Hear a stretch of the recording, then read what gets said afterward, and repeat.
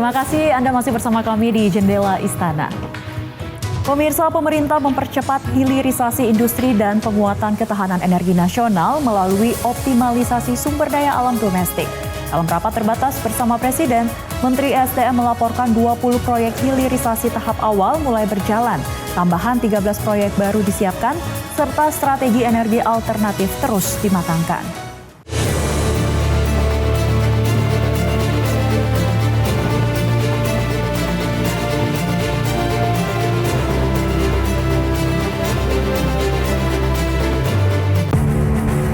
Pemerintah mempercepat program hilirisasi sebagai bagian dari strategi memperkuat ketahanan energi dan kemandirian ekonomi nasional.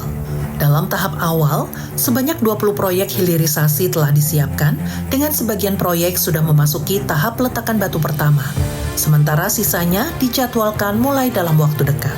Selain proyek tahap pertama, pemerintah juga menyiapkan tambahan 13 proyek hilirisasi baru dengan nilai investasi sekitar 239 triliun rupiah. Proyek-proyek ini masih dalam proses finalisasi sebelum memasuki tahap pelaksanaan. Sejalan dengan hilirisasi, pemerintah juga mendorong pengembangan energi alternatif untuk memperkuat ketahanan dan swasembada energi. Optimalisasi diarahkan pada pemanfaatan seluruh potensi energi domestik termasuk etanol, biodiesel berbasis crude palm oil, serta percepatan transisi menuju energi baru dan terbarukan. Kebijakan ini ditempuh untuk memastikan pasokan energi nasional tidak bergantung pada sumber eksternal. Pemerintah menilai kombinasi energi fosil, bioenergi, dan energi terbarukan dapat memperkuat struktur energi domestik secara bertahap. Ya, hari ini kami melakukan rapat terbatas dengan Bapak Presiden untuk melaporkan beberapa perkembangan. Bapak Presiden minta laporan. Pertama menyangkut dengan hilirisasi. Tadi hilirisasi tahap pertama yang 20 item, sebagian sudah groundbreaking dan sebagian lagi bulan depan sudah akan lakukan groundbreaking. Kemudian kita tambah lagi ada 13 item hilirisasi yang total investasinya kurang lebih sekitar 239 triliun dan akan kita bahas finalisasi. Yang kedua, kami juga tadi bahas tentang energi alternatif dalam rangka menuju kepada ketahanan energi dan swasembada energi. Bapak Presiden memerintahkan untuk mengoptimalkan seluruh potensi-potensi energi yang ada di kita, baik itu etanol, baik itu biodiesel, dari CPO, termasuk kita bagaimana mendorong agar transisi energi lewat energi baru terbarukan juga kita lakukan. Di sisi lain, pemerintah juga memantau dinamika harga komoditas energi dan mineral, khususnya batu bara dan nikel. Hingga saat ini, belum terdapat perubahan kebijakan produksi terhadap kedua komoditas ini, sambil menunggu stabilitas harga dan keseimbangan pasokan global. Apabila harga komoditas tetap stabil, pemerintah membuka kemungkinan relaksasi produksi secara terukur.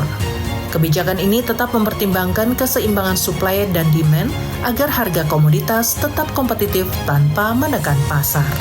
Dalam arah kebijakan yang lebih luas, Presiden juga memberikan arahan agar pengelolaan sumber daya alam mengutamakan kepentingan negara. Sumber daya alam diposisikan sebagai aset strategis yang harus dijaga sekaligus dioptimalkan untuk meningkatkan penerimaan negara. Pemerintah juga menyiapkan langkah untuk mencari sumber pendapatan baru di sektor mineral yang dinilai belum memberikan manfaat optimal bagi negara. Upaya ini dilakukan melalui penyesuaian kebijakan dan evaluasi tata kelola komoditas strategis. Kedepan, pemerintah menargetkan hilirisasi berjalan paralel dengan transisi energi. Sementara produksi komoditas energi tetap menyesuaikan kebutuhan pasar. Pendekatan ini diharapkan menjaga keseimbangan antara harga produksi dan kepentingan nasional. Target kita adalah bagaimana hilirisasi bisa berjalan, transisi energi bisa terjadi, kemudian produksi batu bara bisa mengikuti supply and demand dalam konteks harganya terjangkau. Kita pingin yang ideal adalah harganya bagus, produksinya bagus, banyak. Tapi kalau tidak, jangan barang kita dijual murah. Dan supply and demand masih dalam koridor yang baik. Ya, terima kasih. Terima kasih. Dengan integrasi kebijakan hilirisasi industri, penguatan energi domestik, serta pengelolaan sumber daya alam yang berorientasi pada kepentingan negara, pemerintah menargetkan struktur ekonomi nasional yang lebih mandiri dan berdaya saing global. Pemirsa, 30 menit sudah kami menemani Anda. Terima kasih telah menyimak Jendela Istana.